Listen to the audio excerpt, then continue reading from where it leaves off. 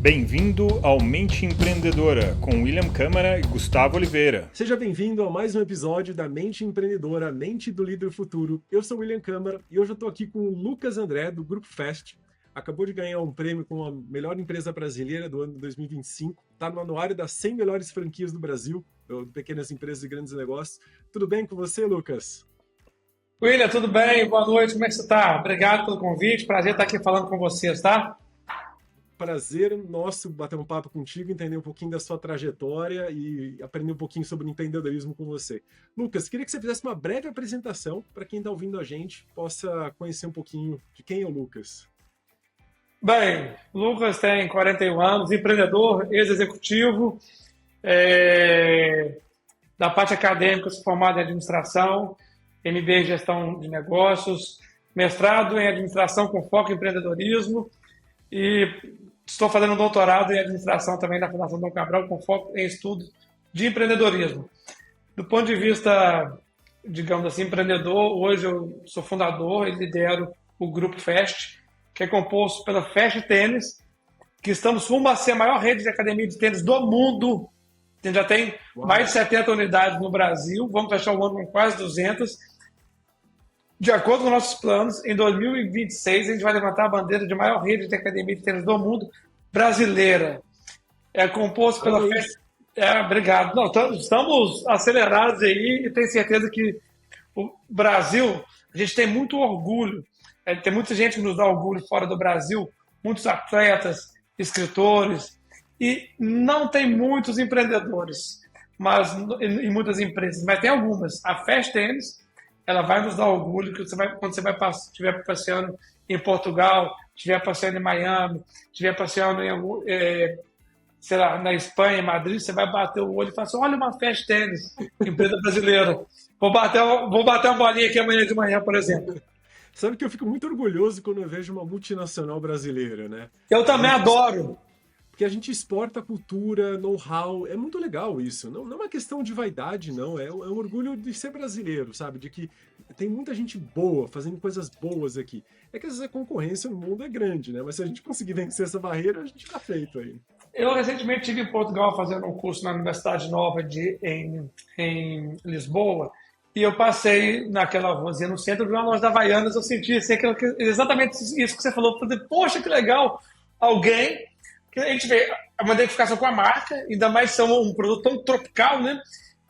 Mas a gente pensa assim, enquanto empreendedor, alguém saiu da zona de conforto, comprou esse desafio e fez o que muita gente não faria por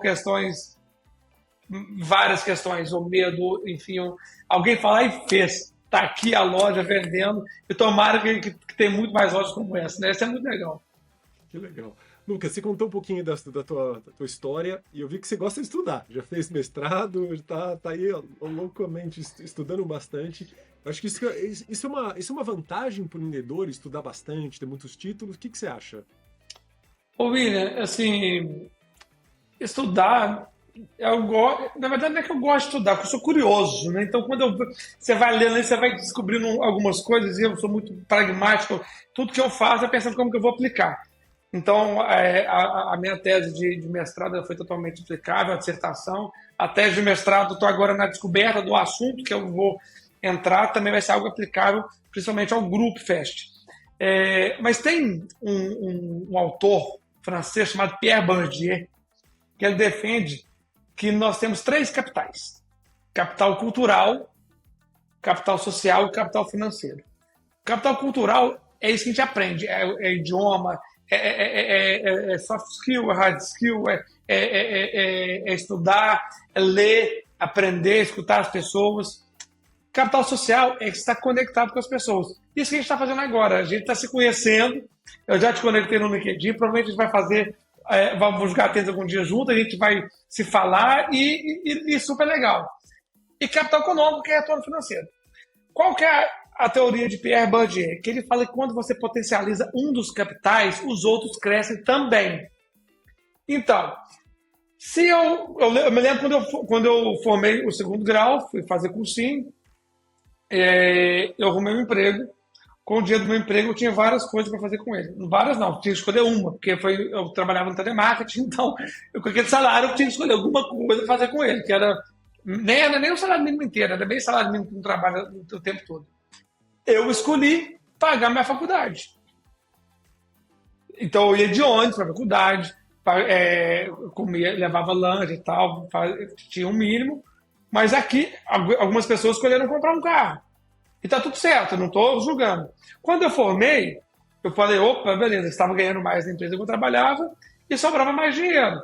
Eu poderia ter, agora eu vou comprar meu carro. Não, continuei dormindo num quartinho de república pequenininho e paguei com muito sacrifício uma MBA na Fundação Getúlio Vargas. Meus colegas, todos os executivos chegavam de carro, chegavam de ônibus. Estava tudo certo para mim. Assim, hoje eu não preciso mais fazer isso, ou um ou outro, mas investir num doutorado, num mestrado. Uma vez ao ano eu vou fazer curso fora em universidades estrangeiras para ver o que está acontecendo. Tudo bem, eu poderia estar comprando outras coisas com esse dinheiro, mas é questão de escolha. Mas onde eu estou conhecendo gente interessante? Na universidade, na biblioteca, no MBA, na hora que vai tomar um café, aí a pessoa me dá um ensinamento, que eu ganhei capital social, capital cultural. Isso gera negócios, isso gera um financeiro, que o financeiro acaba sendo consequência. Às vezes não é nem o conhecimento que você aprende, mas as relações que você cria ali, né? Exatamente. Sabe por quê, William? O conhecimento está no livro. E hoje, na verdade, a maior parte do conhecimento é gratuito. Antigamente, você tinha que pagar para ter conhecimento. Hoje, quando meu sobrinho está com 17, 18 anos, ele, poxa, o que eu vou fazer de faculdade? Minha resposta depende do que você quer fazer. Hoje, você quer fazer uma faculdade? Eu faço uma faculdade de inteligência artificial no MIT. O curso é grátis. Eu faço lá o curso, as provas, tudo sem pagar R$1. Eu tenho acesso a todo o conteúdo da universidade, uma universidade famosa nos Estados Unidos. Então, assim, você pode ter, se você quiser, você tem acesso ao conhecimento. A diferença você quer esse capital social, esse networking, conhecer essas pessoas, fazer negócio, né? Essa é a diferença. Olha que interessante. Eu tive em Singapura no final do ano passado, numa imersão da Fundação Dom Cabral. País super legal de conhecer, um mega case. E lá eu conheci um professor. Depois você me liga e a gente vai conversar sobre isso. Você vai adorar. Um professor que fez a curadoria e nos norteou lá durante essa semana, porque você vai endereçado para conhecer a universidade, conhecer ecossistema de startup, de inovação. Conheci ele.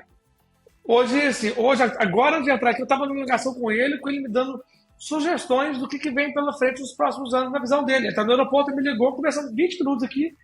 Isso não tem preço, porque assim, se eu pagasse a hora dele, não é isso. A gente criou uma relação e a gente se ajuda. E amanhã ele precisar de outra coisa. E ao mesmo tempo, um aluno da graduação da Fundação do Gabriel me chamou para fazer a mentoria comigo. Eu falei, pode vir aqui na empresa tomar um café que eu faço um prazer. Porque tem também essa questão, quando fala de capital social, da reciprocidade. Sim. Você tem que dar e receber.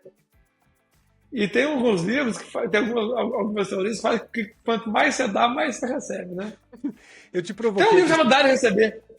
É verdade. Eu te provoquei com essa pergunta sobre o conhecimento, né? Que eu vi que seu currículo é cheio de títulos, de diplomas, porque muitas pessoas não dão valor para isso. Mas se você souber aproveitar bem os seus títulos, os seus cursos, o seu conhecimento, você pode ganhar muito. E eu acho que até mais do que negócios, né? É o que você está falando. É um capital social. Às vezes não é nem sobre o capital econômico, é sobre você ter um capital, uma rede de apoio que você não teria acesso nunca se você não convivesse naquele meio, né? Ô William, e principalmente empreendedores. Então, se eu puder dar uma sugestão para os empreendedores, é o seguinte. Pessoal, o empreendedor nunca vai poder parar o trabalho para ir para o estudo. Nunca. Você nunca vai ter esse tempo. Nunca vai ter o tempo ideal. Em quase todas as universidades que eu vou, eu sou a minoria. A maioria é executivo. Porque executivo, se ele não for, pega mal para ele, porque os pares da concorrência estão indo. O empreendedor, ele pensa, não, tem que tomar cuidado da empresa, não tem tempo. Você não vai ter tempo nunca. Hoje eu lidero 5 empresas, tenho 2 crianças dentro de casa, gasto muito tempo com meus filhos e eu arrumo tempo. Às vezes eu pouco tempo, mas eu tenho que dar. Porque é melhor do que nada. Nós, empreendedores, temos uma tendência a cair na solidão, a ficar muito sozinho. Se a gente não buscar ajuda e ajudar, a gente vai ser escravo do que a gente criou achando que ia ser liberdade. Então fica a reflexão para os empreendedores e para terminar, porque quando você está na sala de aula, semana que vem eu vou estar de terça a sábado à noite na Fundação Dom Cabral. De terça a sábado à noite. Quando eu estou em sala de aula, o que eu penso? Eu estou trabalhando, porque eu estou me capacitando para poder trabalhar melhor. Acho que era o Abraham Lincoln que falava que se tivesse 10 horas para cortar uma árvore, passaria 6 amalando o machado. Você tem que amolar o seu machado, empreendedor. Que legal que você valoriza o conhecimento, fiquei feliz em conversar com você sobre isso. Mas quero conhecer um pouquinho mais da tua mente, Lucas. Como é que você chegou até aí, né? Da onde você veio e qual foi o seu maior desafio para você chegar onde você chegou? Ô, William, assim, eu já vou te contar uma coisa que eu sou muito otimista. Muito, eu tenho até medo, sabe? Então, assim, desafio, ele me parece muito mais algo operacional do que mental. A minha mente me ajuda muito, sabe? A minha mente, ela olha no espelho e fala, Lucas, você pode tudo, basta você querer. E é o que eu falo com o meu filho mais velho. Falo, você pode tudo, basta, eu falo com ele 3 coisas. Você gostar do que você faz, para fazer com amor. Você trabalhar muito e você sair extraordinário com as pessoas. Então, primeiro, gostar do que você faz. Porque daí não é um trabalho. Eu estava conversando com uma professora especialista em burnout outro dia. Ela falou, Lucas, burnout não é só trabalhar muito. A maioria dos burnouts que a gente vê é trabalhar muito sem propósito. Porque a pessoa que trabalha muito com propósito, ela descansa. No outro dia tá nova, vai dormir. Diverte, né? Descansa, que você não, é cansaço, não é burnout. Estou dizendo um dos pontos, uma das abordagens do burnout. Não estou dizendo que burnout é isso por definição, não, tá? Só para ficar claro. Outra coisa é trabalhar muito. Eu não acredito nesse negócio de trabalhar pouco e ganhar muito. Eu acho que trabalhar muito não quer dizer também ser workaholic. É trabalhar o suficiente e trabalhar bem. Então, o pessoal critica muito a pessoa que quer trabalhar 4 dias por semana. Eu não critico, você pode trabalhar 2, 3, uma.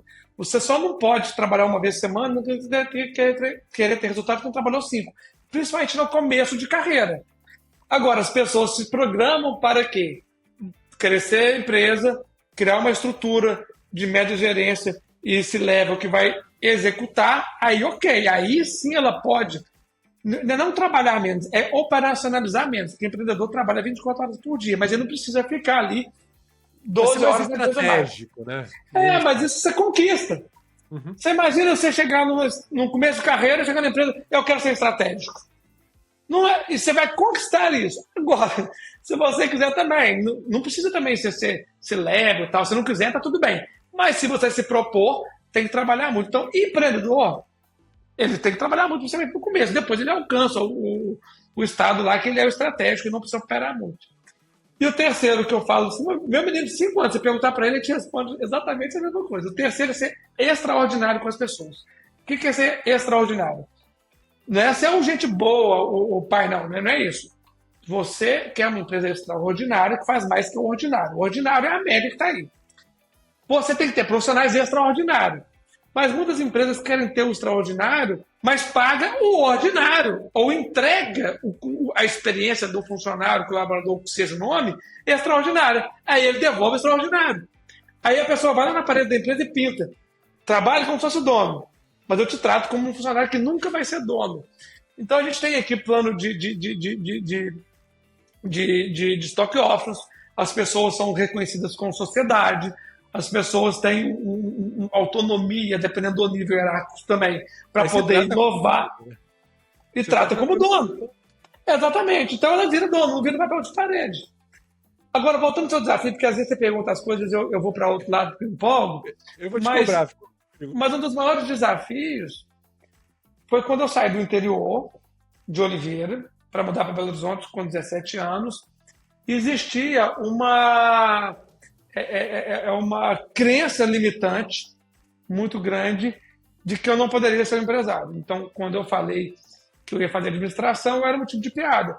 A minha família nunca foi pobre e também era uma classe média baixa. Eu nunca tive carro, mas sempre tive a geladeira cheia, por exemplo, né? E sempre tive estudo. Mas então, meu pai morreu muito. Tinha 11 anos de idade. Eu sou, da minha família, o único que tem graduação até agora. E da minha família inteira, sou eu mais um que tem doutorado. Então acabou que a gente correu contra a maré. Então, vencer essa crença limitante de que você não pode, porque você não pode ser administrador, porque você não tem nada para administrar, em alguns momentos eu até acreditei, sabe, que eu não podia. Em alguns momentos, de dificuldade, você fala, será que eu realmente posso? Só que Deus me deu algumas coisas que eu agradeço. Se é que foi Deus, se é que nada, se não sei, mas eu agradeço que, primeiro, eu sou muito disciplinado e esforçado. Outro dia a pessoa perguntou, Lucas, você acha inteligente? Eu falei, não, me acho totalmente na média da inteligência da população. Eu não acho que eu sou abaixo nem sou acima, eu sou inteligente, eu sou normal. Não sou, olha que inteligente, não acho que eu sou, mas também não vou falar, olha como é que tem dificuldade, também não é. Só que eu sou mais esforçado que a média. Em todos os lugares que eu trabalhei em empresa, eu sempre fui muito esforçado e disciplinado. Quando eu me proponho fazer uma coisa, eu realmente faço o meu melhor. E visão. É uma coisa que eu tenho muita facilidade de ter visão dos próximos anos, sabe? Então, assim, a minha visão até 2030 para a empresa, para mim, seria muito clara na minha cabeça de como que a gente quer fazer. Então, disciplina, visão e foco, acho que foi me dado, então é gratidão, não acho que eu fiz nada para merecer isso. E esforço. Você se considera a sua qualidade maior aí seria uma pessoa mais disciplinada e esforçada, vamos dizer assim. Com toda certeza. Eu acho que é uma necessidade para o empreendedor ter isso. Você está falando sobre trabalhar com o que gosta, você fica cansado, óbvio, mas você não cansa, você quer trabalhar cada vez mais. Né? Se eu acordo às 3 da manhã, eu desço e vou trabalhar. Eu quero fazer as coisas, porque é divertido trabalhar, não é uma coisa penosa. Né? As pessoas associam o trabalho a uma coisa penosa, que talvez tenham trabalhos penosos.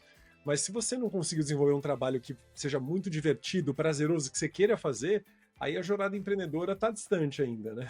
Ah, com certeza, com certeza. E assim, tem gente, William, como você falou, que tem um trabalho penoso e não tem opção. Não tem opção, porque não tem empregabilidade. E voltando ao estudo, quanto mais você estuda e mais se relaciona, maior sua empregabilidade, fazendo pressuposto que você não vai empreender ainda, e você pode escolher o que você vai fazer. Então, você poder escolher o que você vai fazer, escolher dentre várias coisas boas, isso tem uma riqueza enorme. Porque a partir do momento que você escolhe, aí chega nesse momento que você falou, a pessoa está feliz, aí ela escolheu, ué. Se você escolheu, não tem onde você não está feliz. E eu queria também fazer uma provocação de aumentar o conceito do trabalhar. Porque quando você acorda e vai para uma academia fazer meia hora, uma hora de atividade física, você está cuidando de você. Você não está não trabalhando. Quando você vai num dia à tarde e fala, quero ler um livro, você está cuidando de você. Quando você está dormindo, e nessa parte eu peco muito, eu durmo pouco, porque eu acho que se eu acordar cedo, eu vou aproveitar mais o dia, e isso é um gap meu, você está, na verdade, sendo mais produtivo no dia seguinte. Com a sua cognição mais em dia, você vai tomar decisões melhores. Então, eu nem falo equilíbrio, não, né? Porque não dá para equilibrar. Se alguma coisa escolher para você fazer mais, você desequilibra o resto. Mas tentar harmonizar essas coisas na sua vida é um desafio infinito. Mas tudo tem que estar em prol do seu propósito.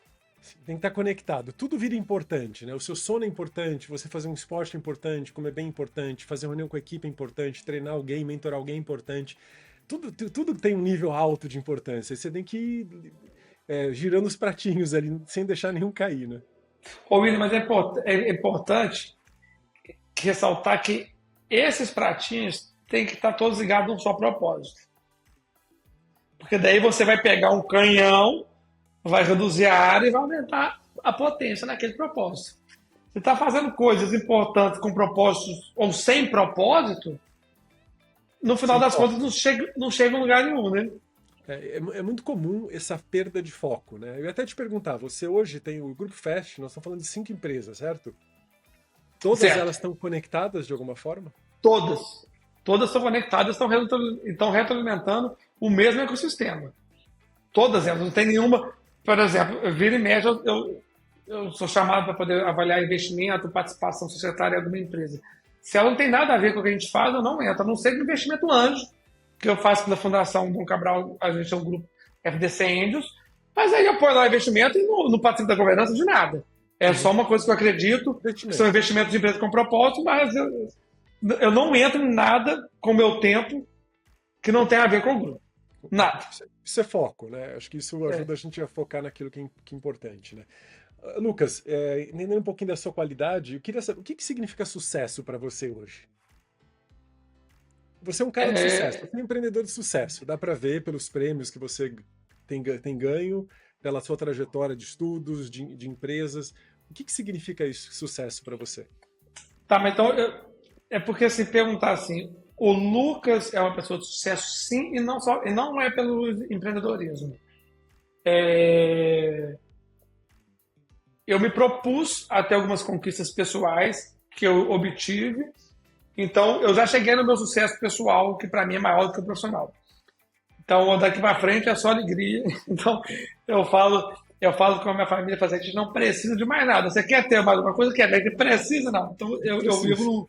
não preciso. Do ponto de vista de saúde, do ponto de vista de saúde espiritual, mental, essa parte tá ok. Agora, as empresas não chegaram no sucesso ainda. As empresas estão no caminho. Elas estão no caminho e a família, que para mim é uma das partes mais importantes, é que me dá força e potencializar para dar essa energia. As empresas estão num caminho, sim, de sucesso, mas a Fast Tennis, o nosso grupo, para ser de sucesso, a gente quer que ele seja o maior sistema de esporte, tecnologia e empreendedorismo interligado do mundo até 2030. Então, aí nós vamos falar, chegamos no sucesso. A gente está mirando num valuation até 2030 de US$ 1 bilhão com a internacionalização. Aí nós vamos falar assim, agora Pode nós falar somos... sucesso. do ponto de vista... Agora, legal porque você faz a pergunta, o que é sucesso para você? Eu acho que é chegar aonde você queria ter chegado da forma que você chegou.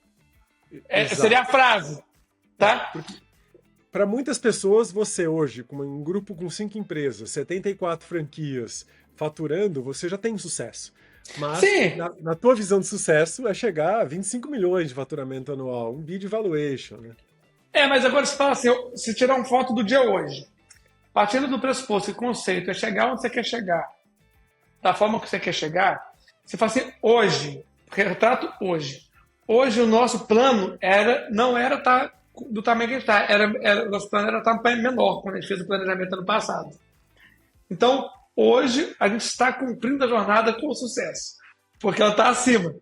Quando a gente fala, às vezes, no final do dia, a gente encontra aqui, eu, meu sócio, e vai bater um papo, falei aí, né, tá melhor do que a gente pensou, né? A gente fala, tá melhor do que a gente imaginou. Aí a gente pega e imagina mais ainda, para poder fazer melhor ainda, para não ficar também achando que tá melhor. Mas eu acho que o sucesso é a pessoa chegar onde ela chegar, no momento que ela quer chegar. E uma das coisas para repetir o presente, se seu presente está sendo um presente de sucesso, é assim, você está fazendo agora o que você queria estar fazendo, está no lugar que você queria estar neste momento? Porque quando olha para frente, William, tem que tomar um cuidado para não ficar depositando a felicidade naquela meta, né? Então, assim, hoje você está... Eu penso para mim, né? Eu estou fazendo o que eu gostaria de fazer, o que eu me propus a fazer hoje, estou onde eu gostaria de estar na jornada que eu me propus? Se sim, vida que segue. Se não, tem uma pergunta. Você está fazendo o seu melhor? Não. Então tem que tomar o VNC na veia, que é o vergonha na cara. Porque se você não está fazendo o seu melhor, meu amigo, a culpa é só sua. Não vem com conversa de Trump e tal. Cara, no final do dia, ele nem sabe que você existe e o problema e o desafio é seu. Agora, se você está fazendo o seu melhor, tá tudo bem. Vai amanhã e faz o seu melhor de novo. A responsabilidade é sempre da gente. Lógico. Não importa, né? Eu entrevisto aqui geralmente muitos líderes, né? E eu até vou fazer essa pergunta para você. Quando você está liderando alguém, o teu liderado, o teu colaborador não está funcionando como deveria, de quem que é a culpa? Minha. Ou dele? Porque você não treinou Minha. ele, ou não escolheu ele. Eu contratei errado, eu não treinei certo, eu coloquei no lugar errado. Mas aí é uma outra reflexão, que é o líder que olha para a janela e o que olha para o espelho. Quando as coisas estão indo bem, ele quer olhar para colocar a culpa em alguém. Quando está indo... Como é que é? Quando tá indo bem, olha pro espelho. Quando tá indo mal, olha pra janela pra Exatamente. Quando tá indo bem, olha pro espelho. Aí eu sou o bonzão mesmo. Quando tá indo mal, fala lá. Tem O alguém pessoal não fazendo me besteira ajuda. ali.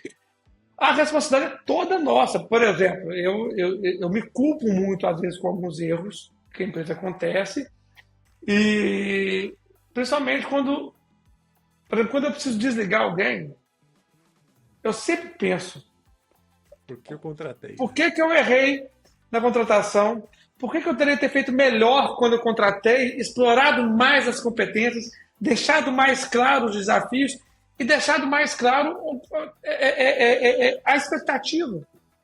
Porque quando você está no nível de liderar a organização como um todo, você começa a contratar pessoas que eu falo que tem duas vantagens e desvantagem de trabalhar comigo nesse nível. A vantagem é que você tem autonomia. A desvantagem é que você tem autonomia. Porque se você não souber o que fazer com autonomia, é uma desvantagem. Se você souber, é uma grande vantagem. Aí você Então, tem que até que atrair ponto não foi pessoas. claro? E você tem que atrair pessoas que têm esse perfil, que gostam de lidar com autonomia, senão ela também não vai funcionar. Exatamente, mas uma pessoa que está num nível reportando direto para a liderança do grupo, ela precisa de autonomia. Senão, ela trava o líder, ela trava. Ou seja, agora uma pessoa que está começando a carreira, ela não só precisa, como não deve ter, porque ela precisa ser treinada dentro de um universo controlado para depois ela começar a fazer as críticas em cima, mudar o que está e depois você tomar uma decisão, que faz parte do desenvolvimento do profissional. Mas voltando ao seu assunto, eu acho que a culpa é do empresário. Por exemplo, eu trabalhava com tal país e ele mudou a taxa e quebrei. A culpa é do presidente, não é sua, porque você só trabalhava com aquele país. Colocou todos os ovos na mesma cesta, se deu mal ali. Por que só trabalhava com aquele país? Por que só vendia para essa empresa? Por que só tinha segmento? Mas é mais fácil colocar a culpa no outro, né? Ó, pra você ter uma ideia, a gente tem contrato com uma empresa, onde no contrato da empresa diz que a gente nunca pode, nosso faturamento naquela empresa nunca pode ser maior do que 30% do nosso faturamento. Justamente para proteger, para a gente não ser o único fornecedor, né? Aquela empresa não ser o único cliente nosso, né? E é muito comum. Eu tenho alguns clientes da própria Upskill, clientes que a gente mentora, né? Executivos ou até líderes, onde eles têm um cliente muito grande que dá assim, um faturamento de 20 milhões e um cliente lá que dá 100 mil por ano. Ou seja, é muito risco isso, né? Aí fica fácil você colocar o que for nos outros. Né? E acaba sendo um caminho mais fácil, né? Porque assim, você acertou uma vez, você fica quieto ali. Por exemplo, eu vou dar um exemplo prático na Fast Tennis hoje. No grupo Fast, em geral. O Brasil está interessado. A estratégia do Brasil está sendo executada e não tem muito o que inventar. Lógico que tem muito que inovar, mas não tem grandes disrupções na estratégia de capilaridade e dominância do mercado. Está dominado e a gente está dominado, como eu digo assim, está endereçado e será executado. O que eu faço? Sento aqui e espero dizer que agora a gente virou rei do tênis no Brasil? Não. Estou fazendo reunião com a Europa, com a Argentina, com os Estados Unidos, porque daqui a 3 anos eu tenho que diluir risco. A gente tem que ter 300 no Brasil, tem que ter 400 na Europa, tem que ter 800 nos Estados Unidos. Aí depois vamos fazer o quê? 2030? Achar que resolveu tudo? Não. Por que não está na China? Por que não está na Índia? Tem espaço, o mundo é grande, né? Pois é, ué. Porque Aliás, daí o outro deu um ciricutico lá e mandou ele embora do país, e beleza. Você fecha a operação, você dá uma. Mas você segue em frente a empresa, a organização como um todo. Já deu para sacar um pouquinho sobre o seu perfil empreendedor, né? O seu estilo, foi gostoso. Agora eu quero saber um pouquinho, você falou da sua visão de 2030, tô curioso agora. E assim você já conta um pouquinho do que é a Fast Tennis, a gente já conhece um pouquinho do teu negócio, que vai ajudar a conhecer um pouco mais sobre você, né? Qual que é a tua visão para 2030, que você falou que você tem isso aí bem claro?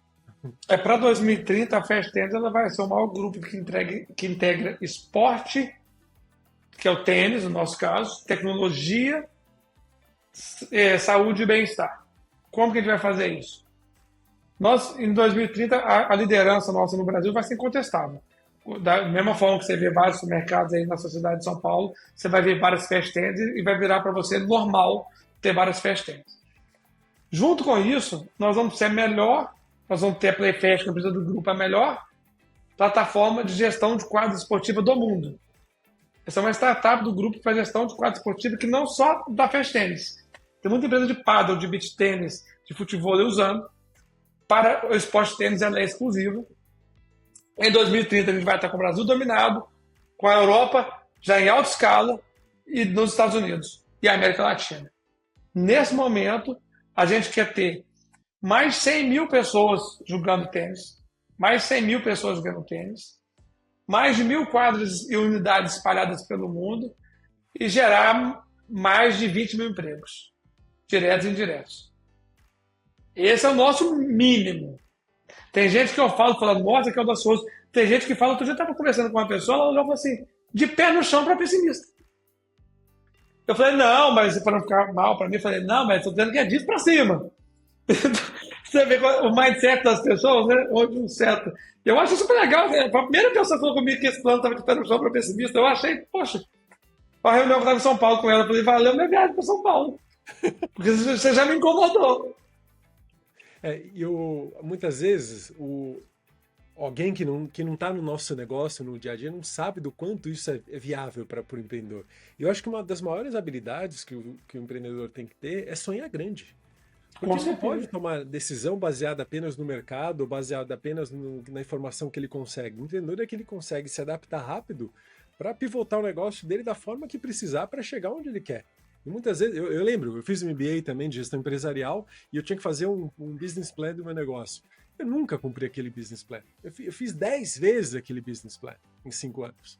Foi muito diferente, foi muito melhor, porque o empreendedor trabalha o quanto ele quer, não é aquela coisa limitada. Então essa visão é importante. Eu te provoquei porque eu senti que você tem uma paixão pela essa visão aí, eu queria saber.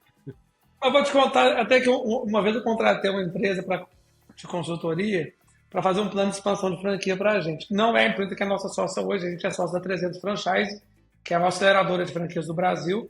Mas antes de conhecê-los, eu contratei uma pessoa que fez um plano. E aí, olha só, eu falei, você quer ter 300 franquias no Brasil? Contei do negócio, PCBA, faz um plano. Ele fez um plano para mim de que eu tinha que trabalhar 20 anos para conseguir fazer isso. Eu falei com ele, cara, eu não vou trabalhar desses 20 anos de jeito nenhum, eu vou arrumar um emprego aí. Eu vou ficar 20 anos para fazer 300 quadros de tênis? Falei com ele, obrigado, mas eu tô querendo fazer isso com 3 só. Tô querendo fazer. Eu gosto muito do Juscelino Kubitschek, que foi o nosso prefeito aqui de São Paulo também, que ele tinha aquele negócio de fazer 50 anos em 5. Então o bicho era acelerado e, tipo assim, não dá para fazer de 50 anos. O mundo precisa da gente agora. O mundo precisa do empreendedor agora, a gente precisa gerar emprego agora, a gente precisa gerar mais tributo agora, a gente precisa vender para as pessoas mais saúde agora. As pessoas estão cada vez mais doentes mentalmente, as pessoas não saem da tela. Não dá para esperar 20 anos para ajudar o pessoal, não, ué. Se a gente, nós empreendedores, não tivermos essa mentalidade de transformar, e se possível com uma visão de capitalismo consciente, crescer e fazer o bem, ninguém vai ter. Mas somos a minoria. Somos a minoria. Porque além de querer fazer diferente, a gente tem que convencer uma galera de fazer diferente junto com a gente. Mas como é que convence? Não é no discurso, é na prática. Uhum. É criando propósito. Já deu para entender que isso para você é importante. Você tem um propósito, tem uma visão clara. Isso é um grande diferencial que alguns empreendedores, eles têm uma visão, eles têm um propósito, mas não está claro, não está apaixonante. Quando a pessoa fala, você sente que está ali meio dorminhoco ali dentro, aquela coisa não está viva, né? E você tem isso muito claro, muito vivo, muito apaixonado. Então, acho que isso é um grande diferencial seu como empreendedor. Obrigado. Tô tentando, né? Tô tentando. Lucas, se você pudesse mandar uma mensagem para o Lucas lá de 2003, 22 anos atrás, o que você diria para ele? O Lucas com 17 anos. Cara, eu com 17 anos, eu estava procurando emprego em Belo Horizonte, não achava. Não era fácil. Igual é hoje arrumar emprego quando você trabalha. Pode não trabalhar com o que você quer, não era fácil. E eu lembro um dia, né, a minha mãe pagava para mim o cursinho, minha avó pagava o aluguel na República que eu morava e ia fazer as marmitinhas para eu comer nos próximos 15 dias, que eu só esquentava. Tô falando de vida triste, não, eu era super feliz, tá? Mas eu lembro um dia, que era um domingo à noite, a minha mãe me levou na rodoviária, eu entrei no ônibus, e eu acho que eu estava mais emocionado aquele dia, eu comecei a chorar, e eu não sou muito chorar. Aquele dia eu estava sem esperança, você acredita? Eu falei, como é que eu vou fazer para arrumar um emprego? E colo de mãe, né? Na hora ela me abraçou, e mãe é danada para poder fazer o bem e o mal para a gente. Ela abraçou e falou o seguinte, Ô, meu filho, não precisa disso não, volta para Oliveira, você não precisa disso não. Olha, olha só, nessa hora eu enxuguei a lágrima, falei, obrigado pelo colo. Eu entendo do seu lado, mas não vou voltar para Oliveira, não. Eu vou pegar firme, porque tem uma noite do bem dormida, no outro dia você esquece, enxuga as lágrimas, até porque... Mas se eu pudesse voltar, falar com esse Lucas lá atrás, esse Lucas que nesse momento... Eu sempre fui muito otimista, vou te falar, que 365 dias no ano, eu acho que um dia eu posso duvidar de alguma coisa. Se for um dia, tá? Mas tem dia também que a gente é ser humano. Tem dia que eu tô com dor de cabeça, que eu tô triste, que eu tô nervoso, óbvio. Mas duvidar que é possível é muito difícil. Mas nesse dia eu duvidei. Então se eu pudesse voltar, falar com ele, Lucas, continua no seu ritmo, deita, dorme, amanhã levanta, pega firme, faz tudo de novo. Continua fazendo o seu melhor. Não olha para o lado, não importa o colega da mesa do lado, não importa a empresa do lado. Importa você fazer o seu melhor, que é o que eu estava fazendo lá atrás e é o que eu estou fazendo até hoje. Então eu falaria com ele, siga em frente, não muda nada. Se perguntar dos meus erros, eu mudaria alguma coisa? Não mudaria, porque eu não me tornaria a pessoa que eu me tornei hoje, por mais que as cicatrizes possam ter doído. Tudo que eu errei, com as pessoas que eu errei, peço desculpa, mas se pudesse voltar atrás, eu erraria de novo. Me desculpa novamente, porque isso me fez aprender. Né? Então, assim, sempre tentando acertar, mas vai errar, né? Você tocou num assunto muito interessante, que é sobre... Estamos falando de 22 anos, mais de 20 anos atrás, era outra referência. A gente não tinha tantas referências para nos motivar ou nos desmotivar. Hoje em dia, você tem tanta informação. Então, um jovem hoje, se fosse um jovem de 17 anos, como você tinha em 2003, tá lá tocando o seu emprego, o seu negócio, nas suas adversidades do dia a dia, hora motivado, hora dava lá caía a esperança no chão. As referências que você tem hoje, elas são muito maiores. E hoje eu vejo um empreendedor, alguém começando, ou até um jovem começando na sua carreira de trabalho, falta uma curadoria de boas referências. Antigamente você tinha algumas referências e você se concentrava em sucesso. E tinha um outro cara que não se dava mal, mas era uma quantidade muito pequena. Hoje você tem acesso a tudo que é informação do mundo inteiro. Então você tem 100 referências de sucesso, 100 referências de fracasso. E aí você fica ali, o que eu faço? Né? Que caminho que eu sigo? Estudo isso, empreendo aqui, faço desse jeito. Então, hoje a gente já tem muita dúvida. Então, saber escolher, saber tomar decisão hoje é muito mais importante do que há 20 anos atrás. Há 20 anos atrás, as decisões eram quase que meio que tomadas para você. Você não tinha muito o que escolher, você seguia aquele caminho. Então, hoje um jovem tem muito mais dificuldade. Né? Você comentou dessa sua dificuldade, desse seu dia ali que você estava quase desistindo. Você pensou em desistir, mas não desistiu, né, do sonho. E hoje seria muito pior, né? Na verdade, assim, eu nem pensei em desistir. Minha mãe que me colocou essa possibilidade. Eu chorei de desespero, literal, de faltar esperança. Porque eu chorei da dificuldade que estava sentindo, mas pensar em desistir eu não cheguei a pensar. Eu vou responder essa pergunta com duas coisas. Primeiro, que lá atrás as minhas referências eram o Ricardo Nunes da Ricardo Eletro, nessa época. Eu achava um barato, até porque ele é de Divinópolis, que é perto de Oliveira, essa história dele vender mexerica, e ele ia para televisão, ele veio falava que ia fazer, acontecer, eu achava tão legal que quando eu tinha equipe de vendas, eu cortava as palestras dele e treinava eles com os pedaços do Ricardo Eletro falando, do Ricardo Nunes. E há um mês e meio atrás, eu encontrei com ele no aeroporto, a gente estava vindo de São Paulo para Belo Horizonte, eu estava atrás dele, eu estava na frente dele, na poltrona de trás, eu falei, quando ele desceu, eu vou agradecer ele. Ele desceu, eu falei, Ricardo, eu quero te agradecer. Ele falou, por quê? Por quê? Aquele jeito dele. Porque quando eu era adolescente, eu estava começando minha carreira, eu queria ser igual a você. Eu achava muito legal tudo que você estava fazendo, você crescendo e falando que tinha uma empresa que valia 1 bilhão e tal. Então, obrigado por tudo. E a gente veio conversando, fiz até um vídeo com ele e tal. A gente tem o telefone um do outro hoje. Porque tem que ter gratidão. Agora, falar em referência, então na época eu olhava ele e falava, quero ser igual a esse cara. Então, eu vou dar uma dica para os empreendedores, para tentar ajudar com esse tanto de referência, igual você falou, e eu concordo que está realmente precisando fazer uma curadoria. Mas como a gente não vai fazer um comitê de curadoria aqui, eu quero propor uma reflexão para o empreendedor. Empreendedor, o que é referência? é um lugar que você quer chegar. Faz sentido a sua referência ser alguém que não fez, que não chegou onde você quer chegar? Faz sentido a sua referência ser alguém que não fez o que você quer fazer? Por exemplo, no caso da Fast Tennis, a gente está crescendo via franquia. No caso da PlayFast, crescendo via tecnologia, inovação.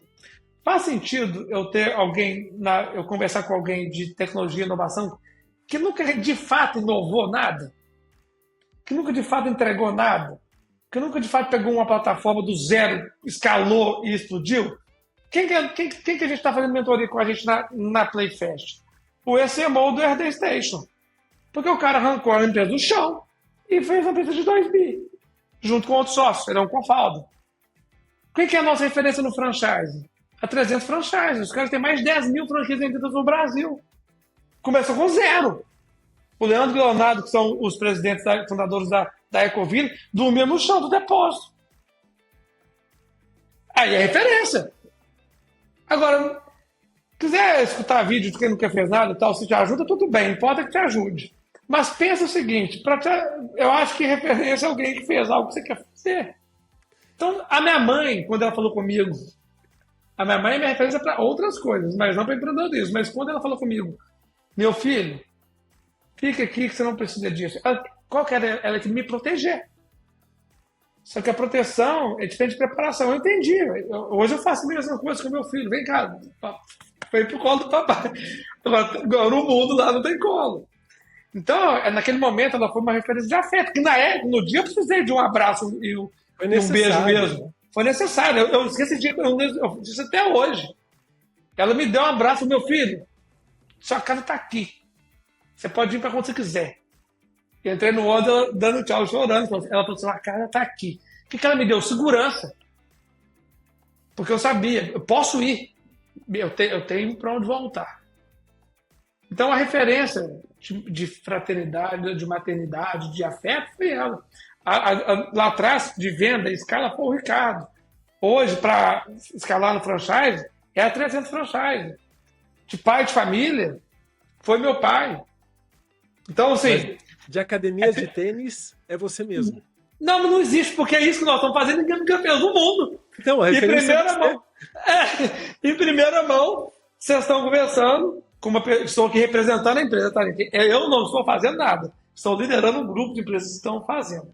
Mas vocês estão conversando com a pessoa que está liderando o maior movimento que o tênis já viu no mundo. Nós estamos fazendo com o tênis o que a Starbucks fez com o café. O café sempre teve, as pessoas sempre foram viciadas em café. Mas a partir do momento que o Starbucks lá em Seattle falou assim, cara, nós vamos fazer uma experiência, não era um café. A pessoa chegar, escutar uma música, sentar numa poltrona e falar, cara, eu quero passar a tarde inteira aqui. A Fast Tennis é uma empresa não de tênis, é uma empresa de experiência, que usa o produto tênis como meio. Ninguém fez isso no mundo porque a maioria dos empresários do tênis do mundo são meio tenistas. Eu não sou tenista, eu sou empresário e empreendedor, que jogo tênis de forma recreativa. Mas eu não gasto, cá entre nós, mas está gravado, mas eu não gasto 2, 3 horas assistindo uma partida de tênis. Mas gasto 8 falando de NPS, escutando o que o cliente está falando nas quadras. Com tranquilidade. Então, é um negócio, né? Porque a gente não está vendo, a gente não quer formar campeão. A gente quer gerar experiência para as pessoas que querem usar do tênis uma forma de cuidar da sua saúde e se divertir. Esse é o business. Essa é a grande inovação do tênis. É uma abordagem totalmente diferente. E funciona, é o que você precisa para o seu negócio, né? Eu tenho o costume de mentorar muitos executivos, empreendedores que inovam, que fazem coisas que muitas vezes não tem uma referência, que estão construindo do zero alguma coisa. Essa é a minha mentoria. As mentorias da Upskill são mentorias de comportamento de liderança. De como que você abre um caminho que muitas vezes ninguém abriu, como que você lidera um grupo, né? Faz um grupo ser engajado na tua ideia, no teu propósito, na tua missão, né? E muitas vezes eles vão buscar referências de pessoas que já criaram alguma coisa nessa área e não tem. É como você falou, eu vou pegar uma referência de marketing, uma referência de vendas, referências de áreas, mas na tua área específica, por exemplo, do tênis, a referência é você. Eu tava falando isso para um empreendedor essa semana, né? Interessante. Alguém já fez o que você fez? Não, ninguém fez. Então você é a referência, sabe? Se intitula aí. Eu tô criando uma referência para quem um dia quiser fazer algo parecido aqui com o que eu tô fazendo. Perfeito. Você vai pegando referências pontuais nas áreas que você está desenvolvendo. E vamos excluir todas aquelas referências que nunca conquistaram nada, mas que falam muita coisa ali. A gente trabalha a Upskill, é uma plataforma de mentorias de liderança. Então, o que a gente faz? A gente chega numa empresa, atende 10 líderes que estão precisando melhorar a competência de liderança, e nossa plataforma ela consegue fazer o diagnóstico do que aquele líder precisa melhorar, quais são os pontos. A gente usa inteligência artificial, jornada personalizada, assessment para entender cada ponto do que aquele líder precisa e coloca um mentor, ou seja, um mentor virtualizado por IA, ou um mentor real, um especialista real, que foi líder de verdade, que lidera de verdade, que tem o poder de mudar comportamento. A gente vê muitos concorrentes ou em plataformas parecidas, né, com a gente, não tem nenhuma igual, que trazem uma pessoa que, às vezes, ela foi líder, mas não tem a competência de mudança de comportamento. Às vezes tem um especialista de mudança de comportamento, mas que nunca foi líder na vida. Então, juntar duas referências para realmente gerar resultado é importante. Estou falando da minha área, né? Mas legal! Outras... Legal, porque liderança é um tema que me atrai demais e é uma ciência muito humana e imprevisível, assim. A gente quer conhecer do outro, a gente nem se conhece, né? É muito desafiador, né? Muito desafiador, né? Sim. Acho que tem algumas formas assim, de consumir conteúdo. O que eu gosto? Ou você tem um cara que é uma mega referência acadêmica. Eu tenho um professor, foi meu orientador do mestrado e está trabalhando comigo agora no doutorado. A gente faz alguns trabalhos juntos de liderança. Ele chama Reed Nelson. Ele concluiu o PhD dele no ano em que eu nasci, em liderança. Tem não sei quantos livros escritos, não sei quantas pesquisas feitas. Fez mentoria para liderança no mundo inteiro. É um americano. Mas nunca foi líder. Porque ele acha que ele não tem as competências para ser um líder. Olha que interessante. E aí você conversa com a liderança, ele contando tudo que ele já viu, já viveu, já pesquisou, é muito massa. Mas ele tem um background acadêmico muito forte, muito reconhecido. E do outro lado, você tem alguns... Ele fala que eu sou um bicho muito esquisito, que eu tenho a parte acadêmica e a parte prática. Mas do outro lado, você tem um que só tem a prática, que também vai te dar muito insight. Então, por isso que eu falo, se você puder conciliar um pouco dos dois mundos, o que eu acho que não dá, na verdade eu acho que não dá, eu não quero julgar, mas o que eu não gosto de consumir é o que eu não tenho nenhum dos dois. E é o que eu não gosto de consumir. E aí a pessoa é famosa assim, para quem não sabe nada, qualquer conteúdo serve. Mas sabe o que eu acho? Outro dia eu estava vendo um post de uma pessoa no Instagram que eu acho que ela não tem nenhum dos dois, mas escreveu um negócio até legal. Olha que negócio legal. Então, sim, eu acho que se a pessoa não vai fazer nada e vai ficar xeretando a vida dos outros, é melhor consumir dessa turma alguma coisa. Sabe? É verdade. Pelo menos é alguma coisa educativa, né? A pessoa fala assim, Lucas, outro como é que você faz com o seu tempo? Para começar, eu não me preocupo com o outro. Não gasto meu tempo com o outro, olhando a vida do outro. Só daí eu acho que eu já tirei 40% do que muita gente faz. Então, se a opção for, vou xeretar a vida do outro, ou vou consumir conteúdo de qualquer um que seja, consome de qualquer um que seja. Agora, começa a consumir esse conteúdo de qualquer um que seja. Quer melhorar um pouquinho? Vê a história do... quer falar de capitalismo com propósito? Vê a história do Rony da Reserva. Quer falar de disrupção? Vê lá o Caíto da Tilibinhas. Quer falar de franquia? Vê o pessoal da 300 Franchise, o Leonardo. Vê o Carlos Wizard, vê que esses caras fazem coisa legal. O Flávio Augusto, da WhatsApp, ele faz muita coisa legal também. Mas, no final das contas, o William, é melhorar um pouquinho por dia, né? Mas eu concordo com você. Você está ficando arriscado. Aí a pessoa vê qualquer coisa e toma como verdade. Aí eu já acho que... Aí é perigoso. Eu vou terminar com o empolguei, mas eu acho que qualquer pessoa que fala com você, independente do background acadêmico, se fez, se não fez, pessoal, é uma pessoa falando algo. Não é Deus baixando na terra e falando que me conhecer, não. É uma pessoa. Tem que ter uns... Tem que ter uma criticidade para poder falar, opa, não é porque a pessoa falou que é isso, não. Tem que parar para pensar, né? Sim, sim. Lucas, para a gente finalizar aqui, que conselho que você daria para quem está começando a empreender ou para quem está empreendendo já grande negócio e às vezes está lá na sua solitude empreendedora e precisando de lembrar que tem outras pessoas numa trajetória desafiante, poderosa ali. Que conselho que você traz para essas pessoas? A primeira coisa é saber que se o que ela está fazendo, alguém quer comprar. Para começar a conversa. Eu não invisto em nada muito disruptivo no sentido de vamos fazer aqui um negócio que vai voar para a Lua. Tipo o Elon Musk, por exemplo. Tá? Pensa numa coisa. Brasil e o mundo. Tem vários segmentos que já rodam, mas com uma visão trivial. Então, eu acho, por exemplo, esse movimento do salão de cabeleireiro, de colocar o cara caracterizado, uma música diferente. Poxa, o meu cabelo mesmo, há 20 anos atrás, eu pago 3 vezes mais. Por quê? Porque colocaram a experiência. Então, primeira coisa, alguém quer comprar o que você quer comprar? O que você quer fazer? Já é um bom caminho. Então, faça algo que as pessoas querem. Tá? E isso é o mote do Vale do Silício. Make something for people want. Fora isso, não tem negócio. Então, a base principal é faça algo que as pessoas querem. Agora, se possível, faça algo com propósito, né? Porque as pessoas querem apostar, porque não tem conhecimento, que é um jogo de azar. Então não adianta. Então, faça o que as pessoas querem, que tenha propósito, vai tornar o mundo um pouco melhor. Aponte menos e seja a transformação. Reclame menos e transforme mais. Gostei da tua visão sobre empreender com propósito, porque hoje em dia muita gente empreende só visando um lucro. Isso é um grande tiro no pé, eu considero, porque uma hora a pessoa vai se dar conta do que eu estou fazendo da minha vida, né? Só querendo acumular riqueza, eu não vou levar nada pro caixão, essa riqueza, né?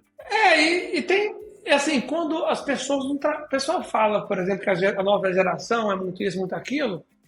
Pô, você pega um menino novo, com a cabeça aberta, põe ele no escritório cinza, sem propósito, sem absolutamente nada, quer que ele seja feliz lá igual há 30 anos atrás era feliz? Óbvio que não. Aí você vai reclamar da geração. O problema não é a geração, o problema é você, que não se adequou ao mundo novo.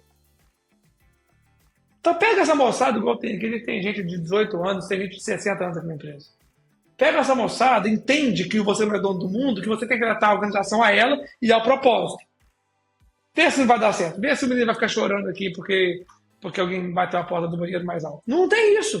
Agora, você quer pegar um mundo cinza, o mundo do Dino, da família Dinossauros, e colocar um moleque lá cheio de sonho. O cara não vai trabalhar na sua empresa. Não conecta, né? Óbvio que não vai. Aí a culpa, voltando lá, a culpa é de quem? Da nova geração. A culpa é sua. Outro, né? É muito fácil. Sabe uma coisa que deve ser tão fácil colocar a culpa nos outros, né, William? A gente deve dormir tão melhor, né? Porque a culpa é de todo mundo, eu sou o bom. Só eu tenho razão. Né? Deve ficar, né? Deve ficar. Eu não sei quanto tempo dura essa leveza aí não, viu, Lucas? Mas tem um preço, viu? Vai ter um preço.